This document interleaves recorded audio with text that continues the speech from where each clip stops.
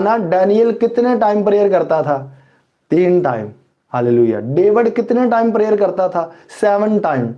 3 time भी उसने लिखा हुआ, 7 टाइम भी उसने लिखा। एक समय वो 3 टाइम तक करता था, फिर उसने कितने समय तक करना शुरू कर दी? 7 टाइम तक। टाइम को बढ़ा दिया और ज्यादा बढ़ा दिया खुदावन।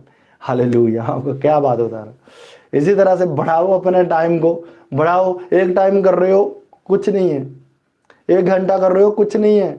खुदावंद और दे, खुदावंद और कुछ कर मेरी जिंदगी में। खुदावंद कुछ और देखना चाहता हूँ, कुछ और जानना चाहता हूँ। खुदावंद तू कितना बड़ा खुदा है, कुछ और खुदावंद समझना चाहता हूँ। ये तो कभी खत्म ही नहीं होगा खुदा का कलाम। हालेलुया। मैं आपको बात बताता हूँ, जितना बड़ा नबी, जितने बड़े लेवल पर, उतना ज्यादा कलाम होता था उसके पास। हालेलुया। सैमुअल के पास बड़ा कलाम था, इतना कलाम था। बाइबल कहती है खुदा की किसी भी बात को उसने मिट्टी में न मिलने